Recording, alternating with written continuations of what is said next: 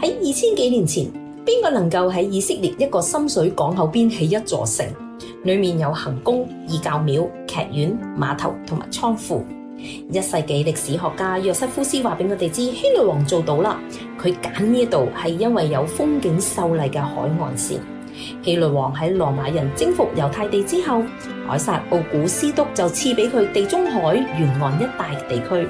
於是希律王就喺呢度興建城市同埋港口，為咗討好羅馬王，將呢個羅馬式嘅港口命名為該撒利亞，以紀念凱撒奧古斯都，並發展有深水港口、娛樂設施、羅馬沐浴室、異教廟同埋大型運動場嘅一個城市。一夜之間，呢個寂寂無名嘅漁村竟變成一個繁華嘅大都市，仲可以用嚟接待其他國家元首嘅到訪。呢度亦都成為羅馬重要嘅軍事總部同埋國際貿易商業嘅港口。幾個世紀以嚟，該撒利亞一直係猶大地嘅政治同埋行政樞紐。喺《使徒行傳》入邊，更顯示出呢度係羅馬政府嘅所在地。聖經有記載，彼得第一次喺該撒利亞向外邦人宣講福音嘅事蹟，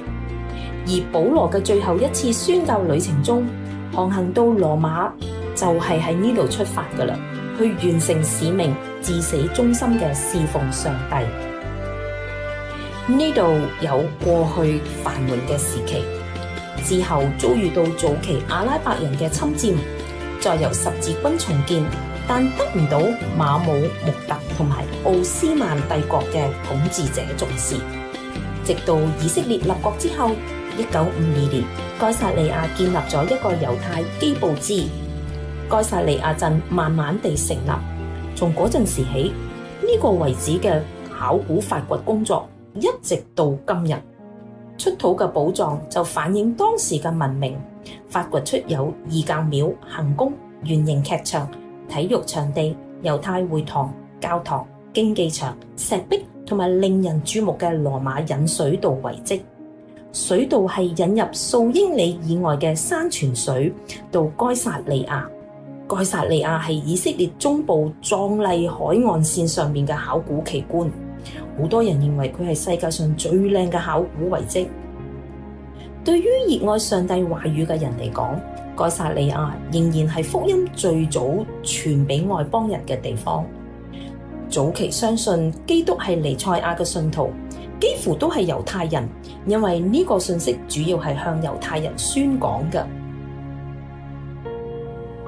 彼得喺約帕所領受嘅異象，同埋去拜訪哥尼流喺該撒利亞嘅屋企，受到崇高嘅尊敬。我哋睇到神嘅奇妙，一個係猶太人，另外一個係羅馬高官，兩者激發出一個奇蹟，就係猶太信徒到訪一個不潔嘅外邦人屋企，仲大膽地公開見證上帝透過彌賽亞成就救贖嘅計劃。2000年前，隨住上帝救贖嘅好消息，突破咗當今嘅文化同埋宗教障礙，聖經歷史喺該撒利亞發生咗翻天覆地嘅變化。而家福音已經傳遍普天下啦。今日你能夠聽到福音，亦都係奇蹟之一。